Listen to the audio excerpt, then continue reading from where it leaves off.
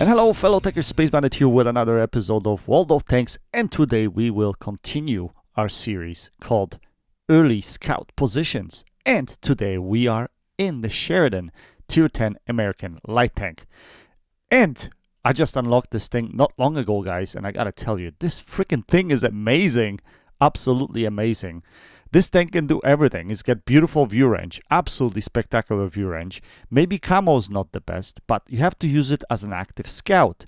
Now you have two choices. You have a derp gun and you have this 390 alpha gun that I'm using. And to be honest, this is the gun to go with. 390 alpha every 7.5 seconds is what I have it set up at now. Is absolutely fantastic.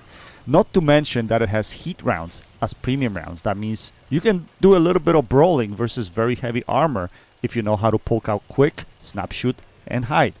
Anyway, that's not about it. Today's game is about early scout positions. And today I'm going to show you position D7. This is an early position to scout the tanks crossing up the 9 line.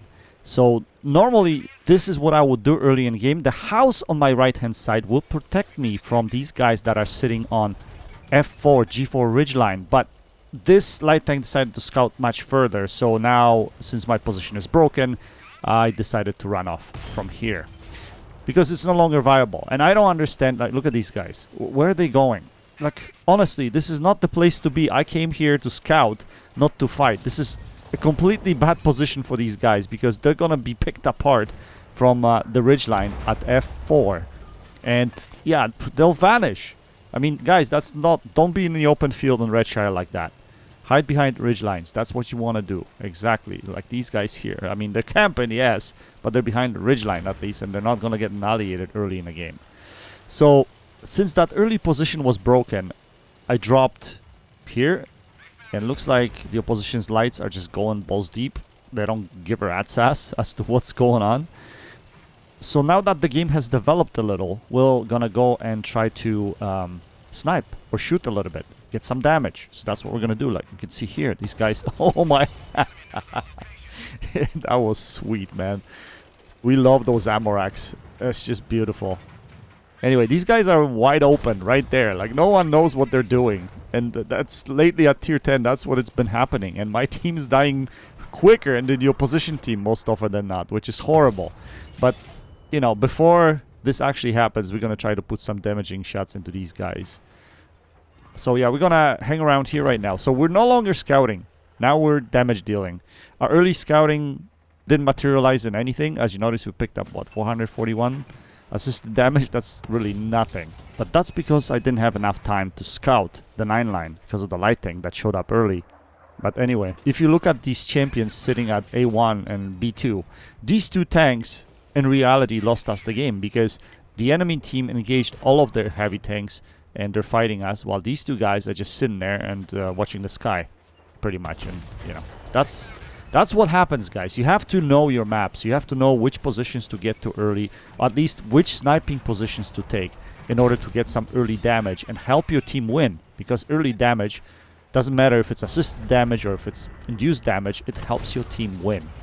So not only better for your personal stats, but also better for the team and your win rate overall. As you notice now, my team is just falling apart. And we have zero map control because we lost the 9-0 line. I fought on this side of the map instead of going on 9-0 line, but I assumed you would have lost 9-0 line anyway. So at this point I already knew that the game is over because we have no map control. Like, what can I do by myself with zero armor? So I decided basically to hang around here, spot the east side, and see if we can get some shots of damage into the guys crossing into this area or trying to encroach our, you know, base. But the opposition team is smart. Like, look at this guy in a Super Conqueror. He won't poke any further than what his gun depression is. There's no way I have shots at him. So there's nothing I can do.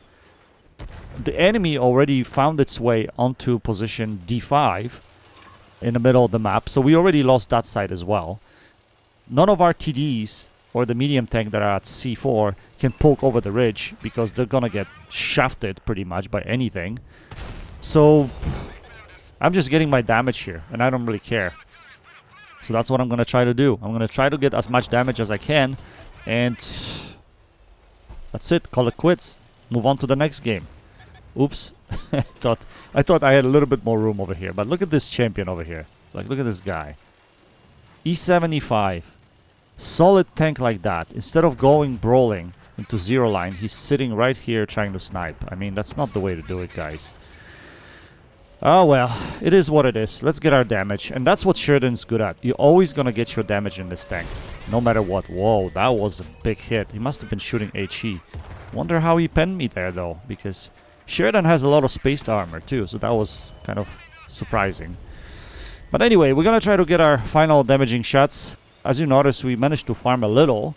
We're almost at 5k damage, which is quite nice. We have some assisted damage as well. Let's see if we can shoot this guy. We can, but unfortunately we get taken out. And now our E75 is gonna get, you know, gangbanged. Yeah, unfortunately. And that's what happens if you don't move up, if you don't engage early, you know, and you don't play the way you're supposed to play. If you camp, that's what happens to you. Unless your team is good enough to push through and win the flank for you.